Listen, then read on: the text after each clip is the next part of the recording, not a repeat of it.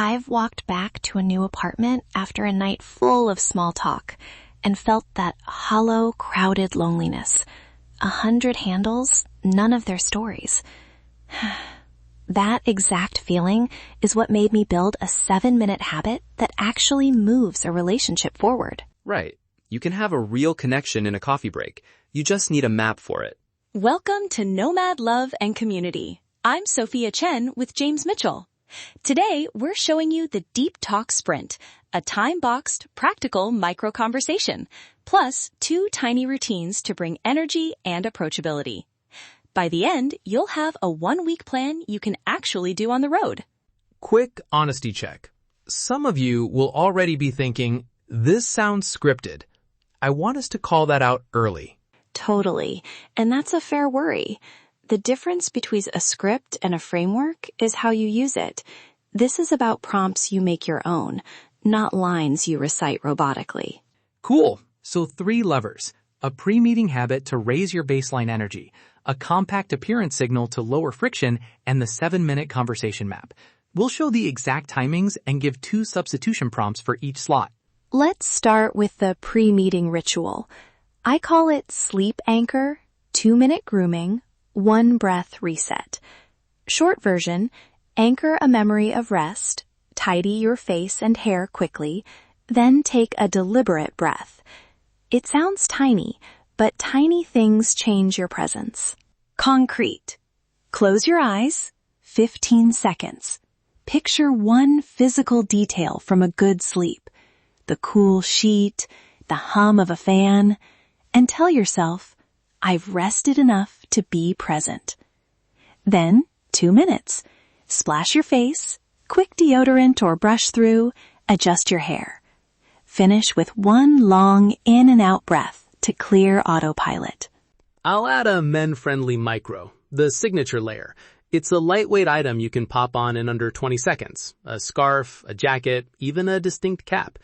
Pair that with a 2-point grooming check. Quick beard tidy or skin swipe, and a scent check. Not heavy cologne, neutral, clean. It signals care without shouting. Exactly. Appearance here is trust, not vanity. When someone cares about themselves in a small, consistent way, it lowers social friction. Okay, now the sprint itself. Think 1-minute opener, 2 minutes vulnerability prompt, 3 minutes curiosity loop, 1 minute next up ask. Give me an opener I can say without sounding rehearsed. Hey, I noticed you're working on X. How's that going for you? Or, this place makes me want to stay all day. What brings you here? Short, observant, and you can adapt it to the situation. And the vulnerability prompt. Not heavy, just honest. Examples. What's the most surprising part of your work? Or, I'm trying to keep deeper friendships while moving. What helps you feel grounded on the road? Those invite a brief personal story. Here's a little technique. Mirror their emotion back in a short phrase. That sounds exhausting. Or, that's beautiful. It shows you heard the feeling, not just the facts. Then move into the curiosity loop. For the curiosity loop, 2 follow-ups. 1 asks for detail. 1 asks for meaning. So after they tell a story, ask, what did that feel like? And then, how did you actually keep it going? That pulls the person from event to emotion to practice. And finish with a low-pressure next step. This has been great. Want to grab co-working next Tuesday? If they hesitate, offer a softer bridge. Can I send a link to a local meet I'm checking out? Concrete beats vague promises.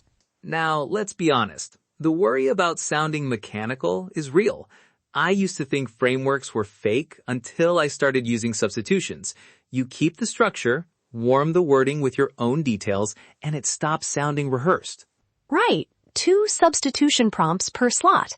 If the opener is, this place makes me want to stay all day, a substitute might be, I always judge places by the light.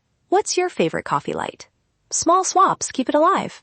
You ready to see it in a quick, real-feeling role play? I'll be the person at a table with a laptop and a little plant. I look up, smile. Oh, nice. I'm James. I come here for the quiet mornings and the owner's espresso. I write here. What are you writing? Natural doorway in. Vulnerability prompt? I've been trying to turn surface connections into actual friendships while traveling. I lose momentum. Has that happened to you? You'll usually get a 2-minute story with a clear emotion. I answer with a short story about swapping numbers and never following up. You ask, what helped you actually keep in touch? I say, we set a time to co-work once a week and stuck to it for 6 weeks. Then you loop. What did that feel like? Boom. Connection. This has been great. Want to grab a co-working slot next Tuesday? I'll text you the time. If they say yes, hand over a clear plan. If they hedge, say, can I message you a link to a meet? Concrete is kind. Micro behaviors matter as much as words.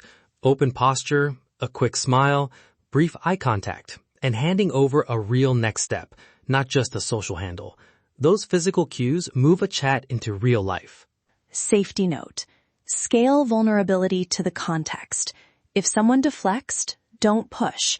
Offer a small personal line instead. And if anything feels off, remove yourself. Respect boundaries and trust your instincts. Okay, 1 week deep talk sprint challenge. Run 3 sprints in 7 days. Log 3 fields. Who, what worked, 1 sentence on their reaction. Pick an accountability buddy and text them your plan. That tiny public commitment makes it happen. If travel timing is weird, it's fine to space them out. Just aim for 3 sprints in any 7-day window. And remember, short prompts, more listening if someone seems guarded. Quick friction we promised earlier. Some listeners will say, what if they don't reply after you suggest the next step? That happens. The fix, 1 follow-up message with value, a time suggestion, or a link to the event you mentioned. If no response, let it go. Move on without judgment. If you want the plug-and-play version, join the Nomad Connection Lab. We've got the free 7-minute script pack, 2 substitution prompts per segment, and a simple 1-week tracker to get you 3 meaningful connections. Use it to plan your first sprint this week. That's our practical advice for today. Building strong connections is part of building a successful nomad life. Optimize yourself. Connect deeper. Live freer.